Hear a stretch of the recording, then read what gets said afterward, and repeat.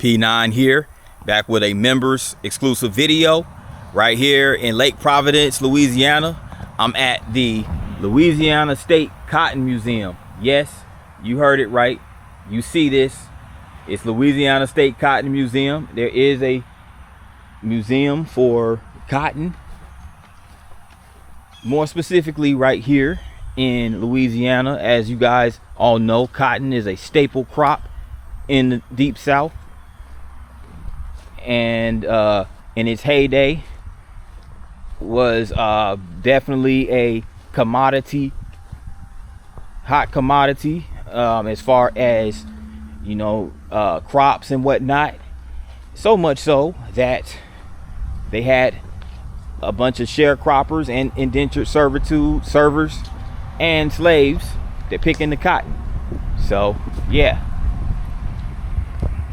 so we're going to start this thing off right here at the gin office. This is the building right here, but right here is the gin office. This office was relocated here from the Galliard Gin and was donated by the J.P. Brown family. Behind this office is a new building housing equipment from the Kennebrew Gin of Homer, Louisiana. And many of the 20th century commercial gins had a separate building or office for weighing cotton and record keeping.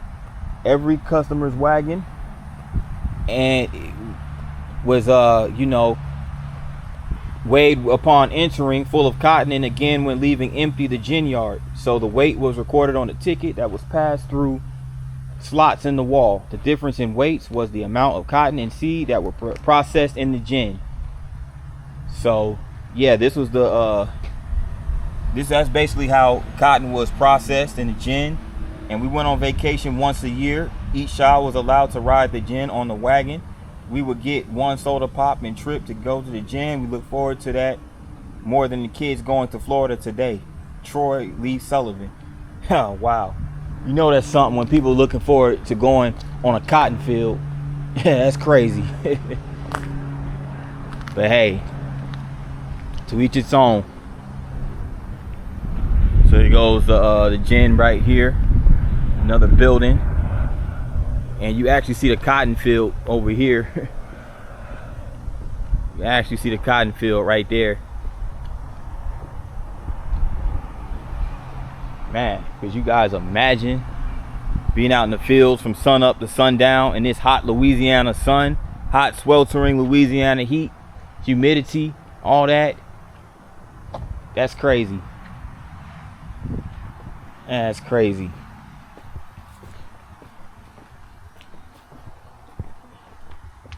I definitely couldn't imagine it. Hey,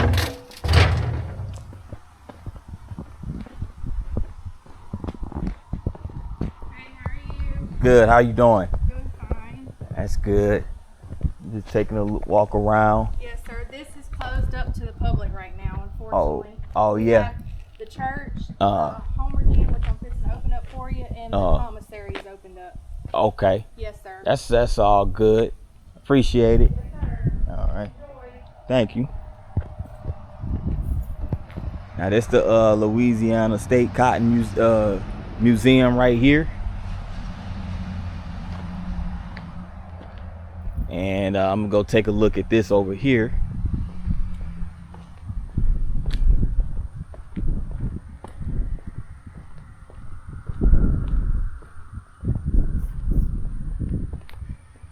Commissary. Okay, the commissary. So this farm commissary was a center of the sharecropping system. Families living on the place or plantation charged their annual furnish of farm supplies and household necessities during the year at the commissary. Most farmers bought their supplies on credit and paid their bills at the end of the harvest season with a portion of their share of the cotton crop.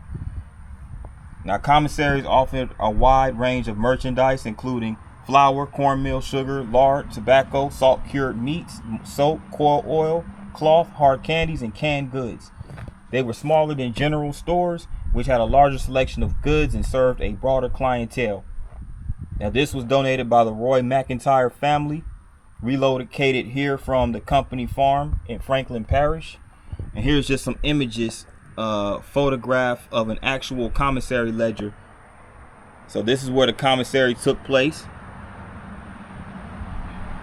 right here. So the sharecroppers would go there and basically just exchange commissaries, items, and things of that nature.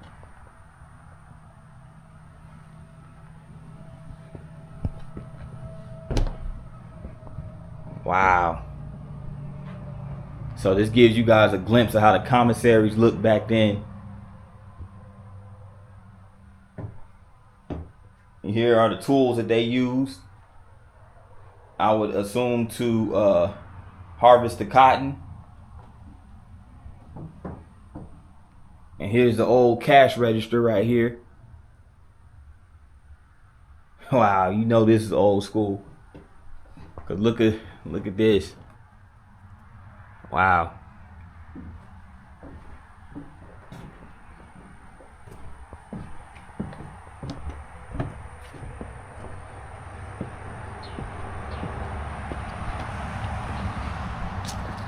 And look at this. This is another piece of equipment used in harvesting cotton right here. They didn't have the traditional bathrooms during that time, so they had the outhouses. Here goes an outhouse right here.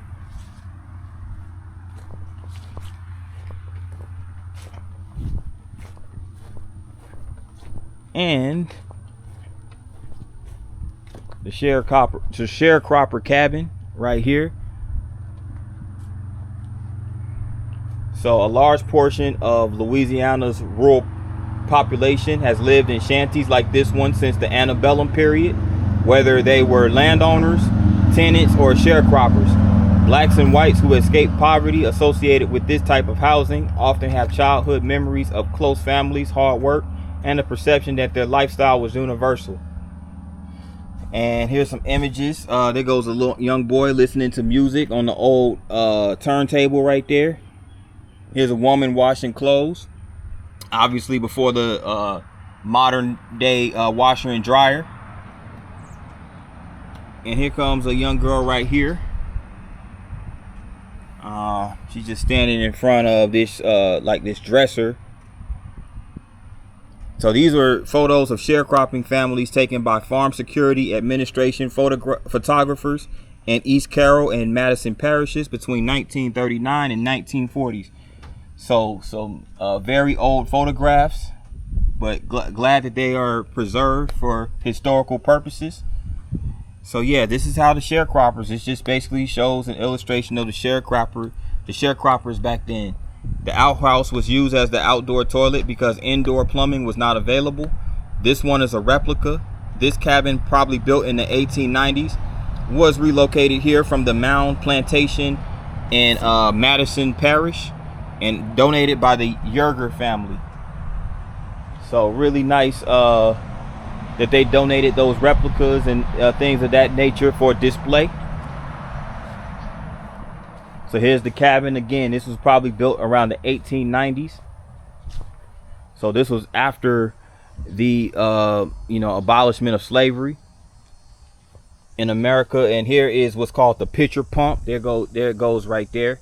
But here's some information on the pitcher pumps. Pitcher pumps are simple hand pumps used to draw water for household use. The pumps are mounted atop a pipe which is connected to an aquifer. Screens in the pipe preserve sand from contaminating the water. Pitcher pumps require airtight seals to create vacuum for lifting water.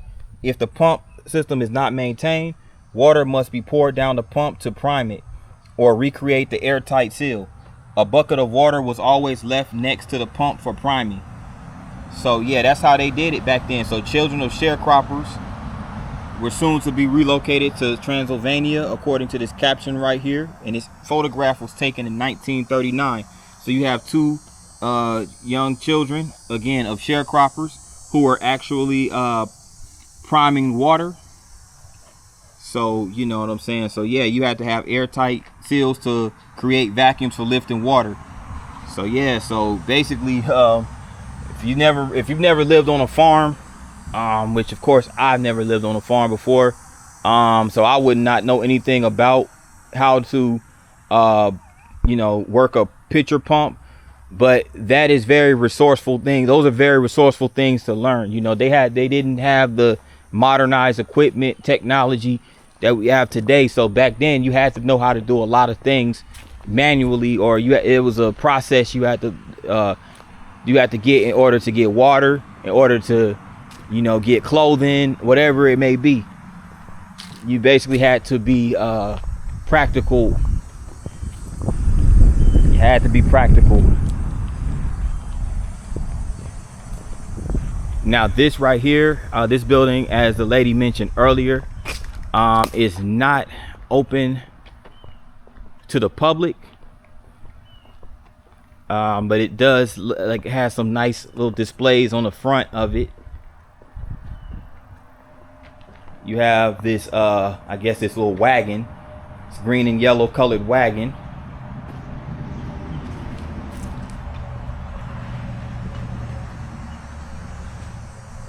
And it's just a marker right here. It says Louisiana State Cotton Museum. Yes, it was built in 1997 by M.J. Mike Foster Jr., who was the governor at the time. And the architect of this building was David W. Bonner, contractor Roy P. McIntyre, and this project was funded by the Louisiana taxpayers. So shout out to the architect David Bonner, contractor Roy McIntyre, and the taxpayers of Louisiana for making this Louisiana State Cotton Museum possible. It's a really nice display of history out here. And this is called the McCormick Deering Farmall, made by the International Harvester Company of Chicago. This was patented in 1923. And here's a bunch of other patents right here as well. So that's one thing that they did. A lot of people didn't understand. Some people didn't understand the whole system of patenting, but some understood patenting as it helped in regards to copyrights. And this is basically,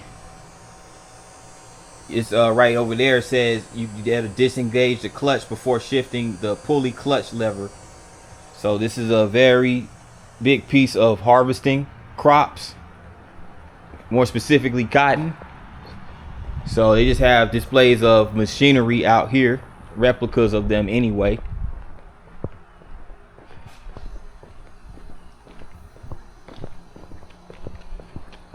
I'm gonna walk over here to the other side.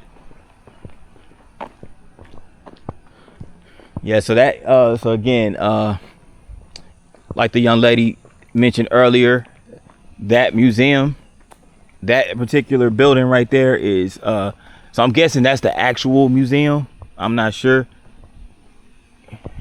This is probably just what we're seeing out here is probably just the outside of the just basically outside displays.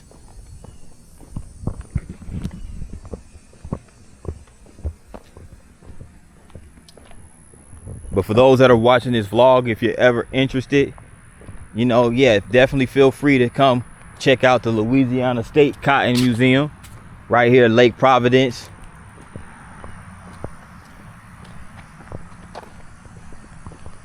So this is the main building right here. It looks like the office building.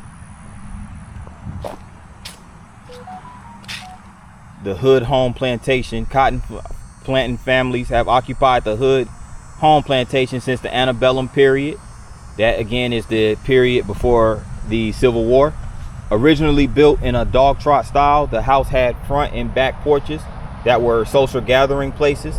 Like most plantation homes built during the same period, the rooms inside the house had high ceilings to promote natural ventilation.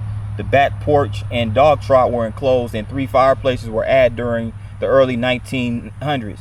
The driveway along the south property line was formerly a section of the road to Oak Grove, known as Hood Lane. In 1993, the house and grounds were purchased and renovated by local volunteers who donated it to the State of Louisiana State Cotton Museum.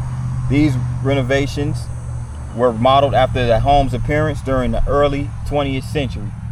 So here's just some images and illustrations of the Hood Home plantation home. And these were dog trots. So these architectural styles, or these type of homes, were called dog trots. So again, they had higher ceilings for natural ventilation, and they were commonly found in the deep south. Had open halls or breezeways. Dog trots divided 2 main rooms of a house and acted as an alternative living area during the summer. Wow. Dog trots. I've never heard of those before. But they're common down here in the south. It's my first time actually hearing about them coming to Louisiana. And this is called the cistern. In North Louisiana, reservoirs that collect groundwater through an aquifer are called cisterns. Cisterns were hand dug and served as a fresh water source, which was used for drinking and cooking. Water for bathing and washing clothes was taken from barrels that collected rainwater from the roofs of houses. The cistern on display at the Louisiana Cotton Museum originally had a wood cover with a small opening for drawing water with a bucket and a rope. So this is just basically a process of how water gets purified. Of course, you know, this is the cycle. You have the lake or the river, the aquifer, and the cistern.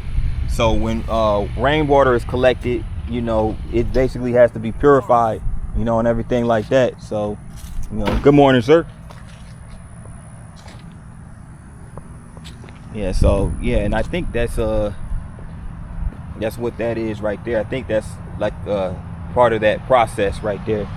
That might be it, the cistern.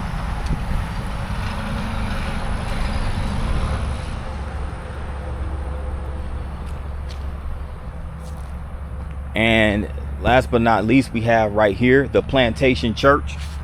This is the plantation church right here. And small churches like this one was built for families that worked on plantations. In North Louisiana's cotton country, these churches were generally Protestant. During the 20th century, public cemeteries were not attached to church grounds because sharecropping congregations did not own the church land. Inside, you will hear recordings of typical hymns and spirituals, which were often sung a cappella, since musical instruments were rare in small churches.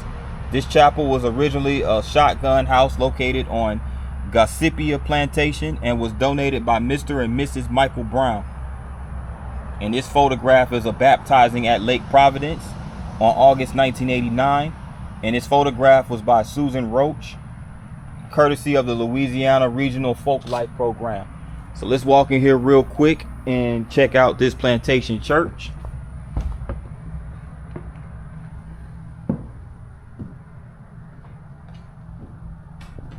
Now it's dark in here, so no lighting. Well, there's a little bit of lighting that you get, the natural lighting you get from outside. You know, you have the stained glass windows, and yeah, this is the plantation church. You even have a piano right here, and this is the pulpit, presented by W.P. Fowler, 1929. Yeah.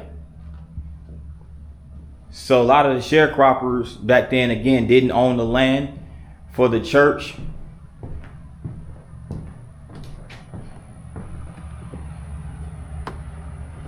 So they didn't own it, you know. So basically, you know, that allowed, or that, you know, deterred public cemeteries from being built near the church grounds because of that reason. But yeah, that's just a little glimpse into the plantation church right here at the Cotton Museum of Louisiana. And with that in mind, good people, this concludes this members exclusive vlog. Thank you everybody for tuning in, my members. Yeah, definitely stay tuned for more membership content. I'm do apologize, I have been lacking on my membership content, my membership exclusive videos, but I'm definitely gonna ramp it up moving forward. So yeah, till next time guys, peace. More content coming soon, so stay tuned. I'm out.